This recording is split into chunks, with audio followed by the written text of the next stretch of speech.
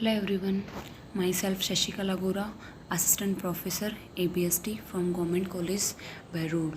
जैसा कि स्टूडेंट आप सभी जानते हैं कि कोरोना महामारी की वजह से कॉलेजों में रेगुलर क्लासेस नहीं लग पा रही हैं, इसलिए आपको यूट्यूब चैनल व्हाट्सएप ग्रुप के माध्यम से ई लेक्चर ई कंटेंट अवेलेबल करवाए जा रहे हैं। साथ ही आपको असाइनमेंट भी दिए जा रहे हैं ताकि आपकी स्टडी में कोई परेशानी नहीं हो। इसी के क्रम में आज जो ये वीडियो है वो बीकॉम पार्ट 3 के स्टूडेंट्स के लिए है, जो ABST का पेपर फर्स्ट है, ऑडिटिंग एंड मैनेजमेंट अकाउंटिंग, इससे रिलेटेड है। ऑडिटिंग एंड मैनेजमेंट अकाउंटिंग का सिलेबस मैं ऑलरेडी व्हाट्सएप ग्रुप पे शेयर कर चुकी हूँ। उसी में सबसे पहला टॉपिक है अपना ऑडिट एंड इंट्रोडक्शन, अंकेक्षण एक परिचय। इसके बारे में इस लेक्चर में अपन बात करेंगे। ऑडिट अंकेक्षण को लेखा परीक्षा भी कहा जाता है। लेखों की परीक्षा करना अंकेक्षण कहलाता है। अब ये ऑडिट वर्ड आया कहाँ से, इसका ओरिजिन देखते हैं। The term audit is derived from the Latin term audire, which means to hear. अंकेक्षण जो होता है उसका अंग्रेजी पर्याय ऑडिटिंग एक लैटिन भाषा के वर्ड ओडायर से लिया गया है, जिसका मतलब होता है सुनना। अब ये वर्ड ओडायर सुनना से क्यों लिया गया है? क्योंकि in old days whenever proprietor suspected a fraud और error, certain people were appointed to hear verbal evidence of transaction. पहले के टाइम में क्या होता था, जो भी लेखापाल रखे जाते थे हिसाब किताब रखने के लिए, उन लेखापालों को हिसाब किताब को एक न्याय संबंधी अधिकारी को सामने पढ़ना पड़ता था और न्याय संबंधी अधिकारी सुनकर अपना निर्णय लेता था। उस वजह से ये ओडायर वर्ड से ऑडिट वर्ड लिया गया है। अब ऑडिट की डेफिनेशन क्या होती है इसके बारे में बात करते हैं। An unbiased examination and evaluation of the financial statement of an organisation.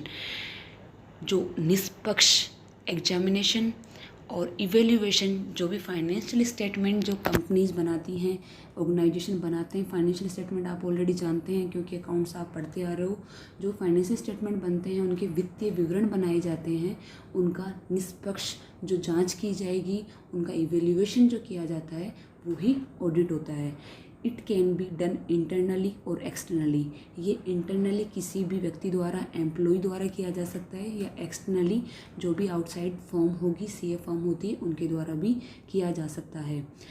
अब क्या होगा आपके एग्ज़ाम में, जब ऑडिट के बारे में, डेफिनेशन के बारे में पूछा जाएगा, तो आपको एक दो जो भी अपने इकोनॉमिस्ट वगैरह रहे हैं, जो भी जिन्होंने ऑडिट की डेफिनेशन दी है, उसके बारे में भी आपको लिखना पड़ेगा ताकि आपको मार्क्स अच्छे मिले।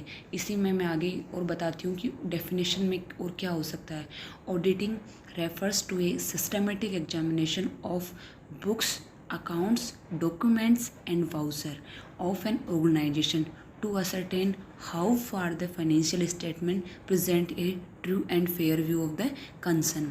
तो ऑडिटिंग होता क्या है? ऑडिटिंग सिस्टमेटिक एग्जामिनेशन होता है। सिस्टम से क्या हुआ, एक परीक्षण, एग्जामिनेशन होता है किसका? बुक्स का, अकाउंट्स का, डॉक्यूमेंट्स या वाउचर, इन सब का एक सिस्टमेटिक एग्जामिनेशन होता है ताकि वो बता सके कि फाइनेंशियल स्टेटमेंट जो कंपनी ने बनाए हैं, वो कंपनी का जो भी पोजीशन है, फाइनेंशियल पोजीशन है, उसका true and fair view present कर रहे हैं या नहीं कर रहे हैं। तो इसी के क्रम में एक स्पाइसर एवं पेगलर ने अपनी खुद की डेफिनेशन दी हैं। तो आप एग्ज़ाम में जब भी जाएं तो कम से कम 2 डेफिनेशन ज़रूर आप याद करके जाएं। तो स्पाइसर एंड पेगलर ने बोला है, auditing is such an examination of books of accounts and voucher of business as will enable the auditor to satisfy himself that the balance sheet is properly drawn up so as to give a true and fair view of the state of affairs of the business, and that the profit and loss account gives true and fair view of the profit and loss for the financial period according to the best of information and explanation given to him and as shown by the books, and if not, in what respect he is not satisfied। तो इसका हिंदी में बोलेंगे इसको, अंकेक्षण व्यापार की पुस्तकों, खातों तथा प्रमाणकों की ऐसी जांच को कहते हैं जिसमें अंकेक्षक को उसके द्वारा प्राप्त सूचनाएं, स्पष्टीकरणों के आधार पर एवं पुस्तकों द्वारा दिखलाए जाने पर यह संतोष हो जाए कि चिट्ठा बैलेंस शीट जो बनाया गया है वो ठीक ठाक बनाया गया है। चिट्ठा व्यापार की सही और उचित आर्थिक स्थिति को प्रकट कर रहा है और लाभ हानि खाता संबंधित जो फाइनेंशियल ईयर है के लिए लाभ या हानि का सही और उचित तरह से प्रस्तुत कर रहा है। यदि वह संतुष्ट नहीं है इन बातों से तो उसको किन बातों के संबंध में असंतोष है। तो क्या हुआ ऑडिटिंग होता तो एग्जामिनेशन ही है। एग्जामिनेशन होगा ताकि पूरा एग्जामिनेशन करने के बाद ऑडिटर जो है वो इनेबल हो सके, ऑडिटर अपना व्यू दे सके, जो भी चिट्ठा बनाया गया है वो उसकी कंपनी की फाइनेंशियल पोजीशन का ट्रू एंड फेयर व्यू दे रहा है या नहीं दे रहा है, और जो भी प्रॉफिट एंड लॉस अकाउंट बनाया गया है वो कंपनी के अगर प्रॉफिट और लॉस जो भी हुए हैं वो उनको सही बता रहा है या नहीं बता रहा है। इसी के क्रम में एक इंटरनेशनल स्टैंडर्ड ऑफ ऑडिटिंग ने भी अपनी खुद की परिभाषा दी है।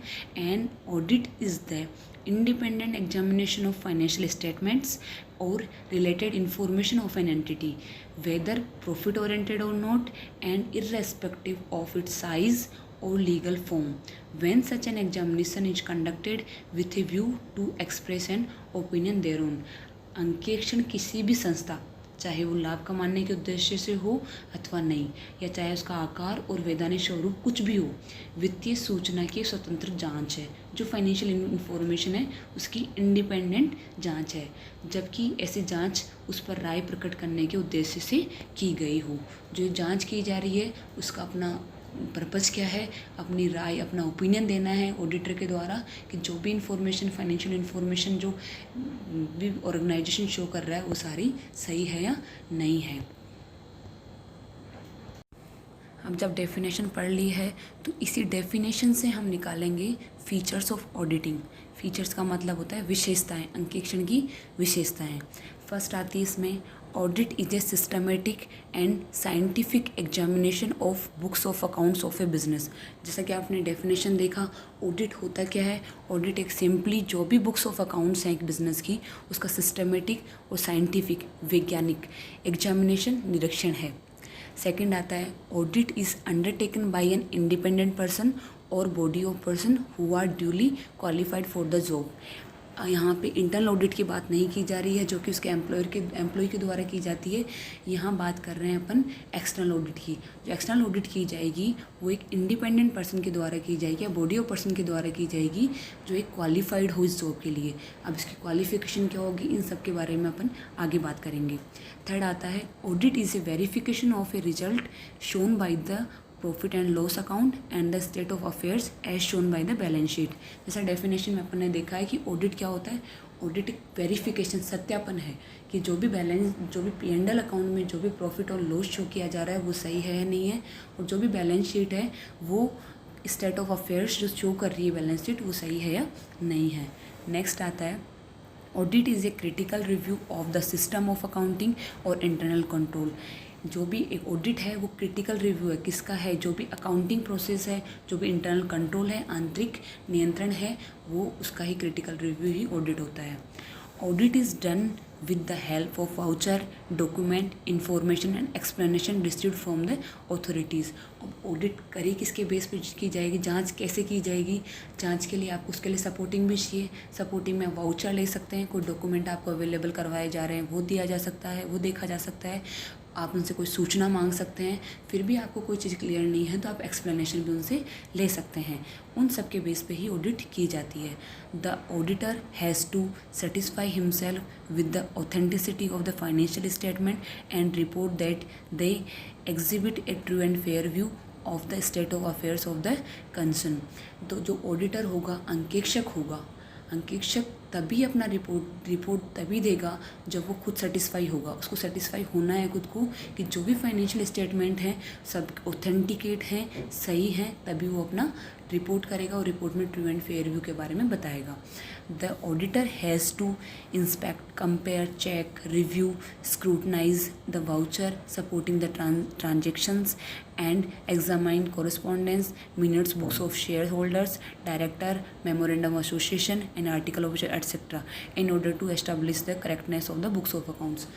वो ऑडिटर अंकेक्षक बुक्स ऑफ अकाउंट्स की करेक्टनेस चेक करने के लिए वो जांच भी कर सकता है, कंपेयर भी कर सकता है, रिव्यू कर सकता है, स्क्रूटनाइज और वाउचर कर सकता है, और जो भी सपोर्टिंग और ट्रांजेक्शन है उनको देख सकता है, एग्जामिनेशन कॉरेस्पॉन्डेंस देख सकता है, मिनट्स बुक, जो भी डायरेक्टर्स होते हैं, जो भी शेयर होल्डर्स होते हैं, आपको ऑलरेडी पता है कि जो भी कंपनी के शेयर होल्डर होते हैं कंपनी को अंदर माने जाते हैं, उनकी जो भी मीटिंग्स हुई हैं उनकी मिनट्स जो हैं वो भी देख सकता है, memorandum of association, article of association, वो सब देख सकता है, सीमा नियम, अंतर नियम जिनको हिंदी में कहा जाता है, ये सब वो देख के ही अपना व्यू देगा। आगे बात करते हैं कि ऑडिटिंग की ज़रूरत क्यों पड़ी अपने को। Auditing is needs to add value to information by increasing its reliability and creditability. Audit की ज़रूरत हमें इस कारण पड़ी क्योंकि अगर कोई भी ऑर्गेनाइजेशन का कोई भी डॉक्यूमेंट देख रहा है, कोई भी उसके अकाउंट्स देख रहा है, बैलेंस शीट देख रहा है, P&L देख रहा है, वो उस पर रिलायबल कैसे होगा, उस पर विश्वास कैसे करेगा। अगर वो सारे P&L balance sheet already audited हैं तो उस पर उसकी रिलायबिलिटी बढ़ जाती है और इसकी क्रेडिटेबिलिटी बढ़ जाती है। ये तो रिलायबिलिटी और क्रेडिटेबिलिटी बढ़ाने के लिए अपने को ऑडिट की ज़रूरत पड़ती है। Needs of audit can be specified as for detection and prevention of error, for detection and prevention of fraud, to ensure true and fair view of the financial statement.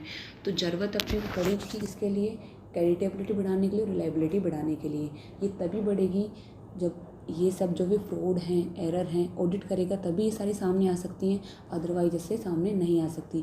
तो ऑडिट का ज़रूरत अपने को उसकी फ्रॉड जो हुए हैं, accounts में कई लोग फ्रॉड करते हैं, तो फ्रॉड को पता लगाने के लिए, कोई अशुद्धि हो गई है, एरर हो गई है, उसका पता लगाने के लिए, और जो फाइनेंशियल स्टेटमेंट हैं वो ट्रू एंड फेयर व्यू दे रहे हैं नहीं दे रहे, उसको इंश्योर करने के लिए ऑडिट की ज़रूरत पड़ती है। अब आपने बुक कीपिंग के बारे में सुना होगा, अकाउंटेंसी और आप ऑडिट के बारे में भी सुन रहे हो। ये सारी टर्म्स लगती सेम सी हैं, सारी अकाउंट से रिलेटेड हैं। तो अपन यहाँ बात करेंगे डिफरेंस क्या क्या है। Difference between book keeping, accountancy and auditing. पुस्तपालन, लेखाशास्त्र और अंकेक्षण, इनके बीच में क्या अंतर है। सबसे पहले आता है डेफिनेशन। डेफिनेशन जो बुक कीपिंग है, the art of recording business transaction in the books of accounts and its posting and summarizing. जो बुक कीपिंग होता है, बुक कीपिंग में क्या आता है, जो भी अपने बिजनेस में ट्रांजेक्शन हुए हैं उनको रिकॉर्ड करते हैं और उनको समराइज में ट्रायल बैलेंस तलपट बनाए जाते हैं। वहाँ तक की जो प्रोसेस होती है वो आती है बुक कीपिंग में। उस अकाउंटेंसी में क्या आता है, service activity of recording and reporting. जो भी फाइनेंशियल स्टेटमेंट तैयार किए जाते हैं, P&L बनाए जाते हैं, बैलेंस शीट बनाए जाते हैं, वो सारे आते हैं अकाउंटेंसी में। और ऑडिटिंग क्या होता है, systematic independent examination of financial statement to make an expert opinion. Auditing में क्या करते हैं, जो भी फाइनेंशियल स्टेटमेंट बनाए गए हैं उनका सिस्टमेटिक और इंडिपेंडेंट एग्जामिनेशन किया जाता है ताकि वो अपना, जो भी ऑडिटर है, अपना ओपिनियन दे सके। नेक्स्ट आता है वर्क लेवल। जो बुक कीपिंग होता है वो प्राइमरी लेवल टास्क होता है, अकाउंटेंसी उसके बाद का एडवांस टास्क होता है, और ऑडिटिंग क्या होता है, फाइनल टास्क होता है, क्योंकि ऑडिटिंग में जो भी बन चुके हैं फाइनेंशियल स्टेटमेंट उनकी जांच कर ली जाती है। नेक्स्ट होता है नेचर ऑफ वर्क। कौन से नेचर का वर्क किस में आता है, बुक कीपिंग में आता है enter the transaction, posting and summarizing. जो भी ट्रांजेक्शन हुआ है उसकी जनरल एंट्री करना, उसको पोस्ट करना और उसको समराइज़ करना, ट्रायल बैलेंस वगैरह बनाना, वहाँ तक की प्रोसेस आती है बुक कीपिंग में। अकाउंटेंसी में क्या आता है, adjusting and preparing financial statement. Adjustment entries करना और फाइनेंशियल स्टेटमेंट जो बनते हैं वो बनाए जाना अकाउंटेंसी में आता है। और ऑडिटिंग में क्या आता है, examination the financial statement and to express an opinion. Auditing में फाइनेंशियल स्टेटमेंट का एग्जामिनेशन करना और अपना ओपिनियन देना ऑडिटिंग में आता है। नेक्स्ट आता है पर्सन इन्वॉल्व। जो भी बुक कीपिंग का काम करता है वो कहलाता है क्लर्क, और जो अकाउंटेंसी का काम करता है उसको अकाउंटेंट कहा जाता है, जो ऑडिटिंग का काम करता है उसको ऑडिटर कहा जाता है। नेक्स्ट आता है लेंथ ऑफ द वर्क। जो बुक कीपिंग का काम होता है, जो जैसे क्योंकि बिजनेस के ट्रांजेक्शन ईयर वाइड चलते रहते हैं, पूरे साल चलते रहते हैं, तो जो पूरे साल ये जो प्रोसेस होगी वो पूरे कंटिन्यूस प्रोसेस होती है और पूरे ही साल चलती रहती है।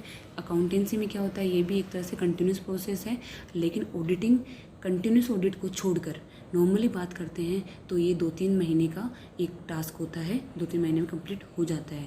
अब क्वालिफ़िकेशन की बात करते हैं तो बुक कीपिंग के लिए कोई स्पेसिफाइड क्वालिफ़िकेशन नहीं है, और अगर अकाउंटेंसी की बात करते हैं तो आपको एकेडमिक नॉलेज होना चाहिए कि अकाउंट्स कैसे बनाए जाते हैं, कौन कौन से रूल का ध्यान रखना है। और ऑडिटर के लिए क्वालिफ़िकेशन जो है अपन आगे पढ़ेंगे, वो एक चार्टर्ड अकाउंटेंट होना ज़रूरी होता है। नेक्स्ट आता है रेस्पॉन्सिबिलिटीज़। बुक कीपर जो होता है वो जो अकाउंटेंट के प्रति लाइबल होगा, और अकाउंटेंट जो होता है जो भी ऑनर हैं उनके प्रति लाइबल होगा। और जो ऑडिटर है must be responsible to the appointer, employer and third party. जो अपॉइंटर है उसके प्रति, या फिर जो एम्प्लॉयर है जिसको उसने अपॉइंट किया है, या फिर थर्ड पार्टी। थर्ड पार्टी इसलिए बोला जा रहा है क्योंकि जो भी वो रिपोर्ट देता है थर्ड पार्टी उसके बेस पे अपना डिसीजन लेती है। मैंडेटरी की बात करते हैं तो बुक कीपिंग क्या होता है, जो भी अगर कोई बिजनेस है, ऑर्गेनाइजेशन है, वो ट्रांजेक्शन करेगा तो ट्रांजेक्शन को रिकॉर्ड करने के लिए बुक कीपिंग में आएगा। तो it is used for all enterprises. और अकाउंटेंसी की बात करते हैं, अगर कोई बिज़नेस चला रहा है तो उसको वो जानना चाहेगा कि अपना प्रॉफिट लॉस कितना हो रहा है, अपनी बिज़नेस की स्थिति क्या है। तो for knowing financial informations it is used for all enterprises, ये भी सारे एंटरप्राइजेज के लिए जाता है। और लास्ट आता है auditing. Auditing without registered organization it is not mandatory. इसके बाद की जो भी टॉपिक्स हैं, बातें हैं, जैसे कि ऑब्जेक्टिव क्या है ऑडिट का, उसके एडवांटेज क्या हैं, टाइप ऑफ ऑडिट क्या है, इन सब के बारे में नेक्स्ट लेक्चर में बात करते हैं। Thank you.